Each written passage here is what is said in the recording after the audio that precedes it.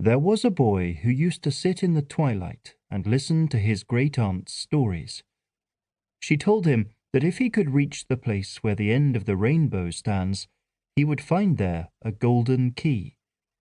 "And what is the key for?" the boy would ask. "What is the key of? What will it open?" "That nobody knows," his aunt would reply. "He has to find that out." "I suppose, being gold," the boy once said thoughtfully, "that I could get a good deal of money for it if I sold it." "Better never find it than sell it," returned his aunt. And then the boy went to bed and dreamed about the golden key. Now all that his great-aunt told the boy about the golden key would have been nonsense had it not been that their little house stood on the borders of fairyland. For it is perfectly well known that out of fairyland nobody ever can find where the rainbow stands. The creature takes such good care of its golden key, always flitting from place to place, lest anyone should find it. But in fairyland it is quite different. Things that look real in this country look very thin indeed in fairyland, while some of the things that here cannot stand still for a moment will not move there. So it was not in the least absurd of the old lady to tell her nephew such things about the golden key.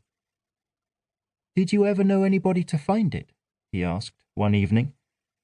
"Yes. Your father, I believe, found it." "And what did he do with it, can you tell me?" "He never told me." "What was it like?" "He never showed it to me." "How does a new key come there always?" "I don't know. There it is." "Perhaps it is the rainbow's egg." "Perhaps it is. You will be a happy boy if you find the nest."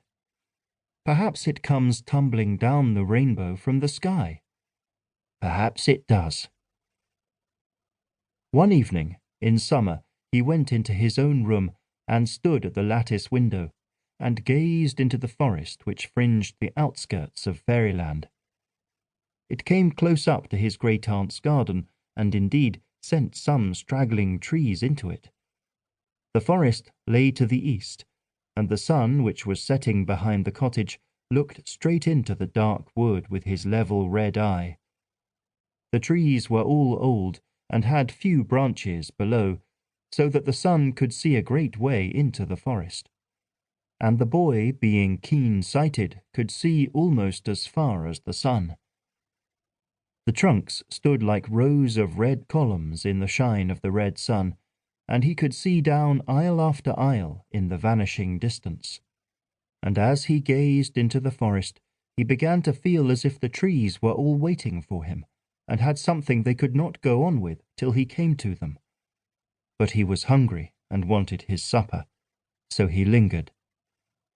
Suddenly, far among the trees, as far as the sun could shine, he saw a glorious thing. It was the end of a rainbow, large and brilliant. He could count all the 7 colours and could see shade after shade beyond the violet, while before the red stood a colour more gorgeous and mysterious still. It was a colour he had never seen before. Only the spring of the rainbow arch was visible. He could see nothing of it above the trees. "The golden key," he said to himself, and darted out of the house and into the wood. He had not gone far before the sun set, but the rainbow only glowed the brighter. For the rainbow of fairyland is not dependent upon the sun as ours is. The trees welcomed him. The bushes made way for him. The rainbow grew larger and brighter, and at length he found himself within 2 trees of it. It was a grand sight, burning away there in silence, with its gorgeous, its lovely, its delicate colours, each distinct, all combining. He could now see a great deal more of it. It rose high into the blue heavens, but bent so little that he could not tell how high the crown of the arch must reach. It was still only a small portion of a huge bow.